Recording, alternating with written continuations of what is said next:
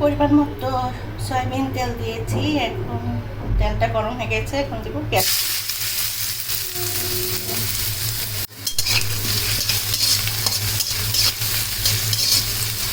পেঁয়াজ কুচিটাকে হালকা করে ভেজে নেব। এখানে হলুদ, ধনিয়া গুঁড়া এবং মরিচ গুঁড়া নিয়ে নিয়েছি, দিয়ে দেব। 2 চামচ করে দিয়েছিলাম।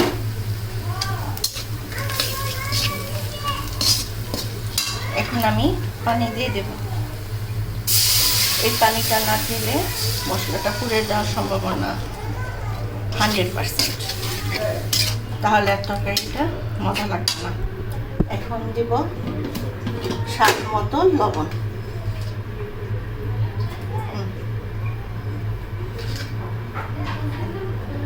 এখন ভালো করে কষিয়ে নেব।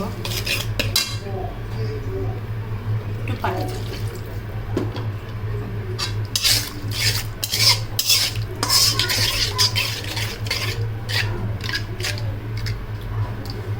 মশলাটা কষাতে দেব।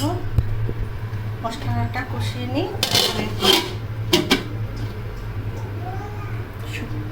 শুটকিটা দেব। মশলা কষানো হয়ে গেছে। এখন আমি এই ছুরি শুটকিগুলোকে দিয়ে দেবো। কেটে ভালো করে কাঁটাটা ফেলে দিয়ে ধুয়ে হালকা একটু পানি দিয়ে ভিজে রেখেছিলাম। এখন আমি পানিটা সবই মশলা দিয়ে দেবো।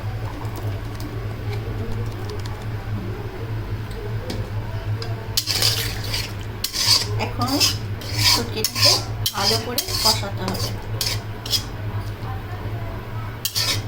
এখন আমি ঢেকে দেব যাতে মশলাটা ভালোভাবে আর শুটকির সাথে মিশে যায়।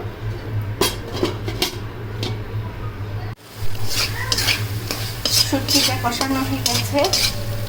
এখন আমি এটার সাথে ডাটা দিয়ে দিব। ডাটা আর আলু এর সাথে দেব আমার বারান্দা বাগানের কলমি শাক।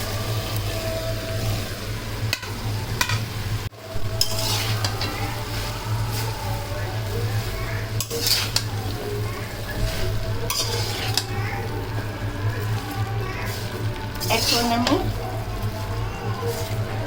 শুটকি দিয়ে সবজিগুলোকে আবার একটু কষাতে দেব। কিছুক্ষণ থেকে তারপর কষাবো। 4টা কাঁচামরিচ দিয়ে দিলাম।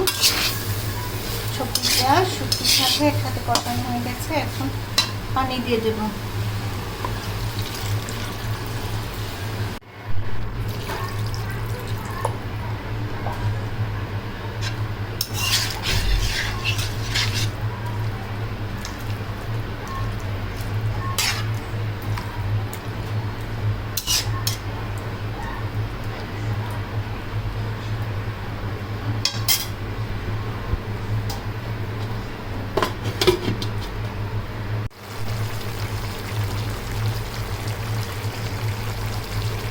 পানিটা শুকিয়ে গেছে অনেকটা।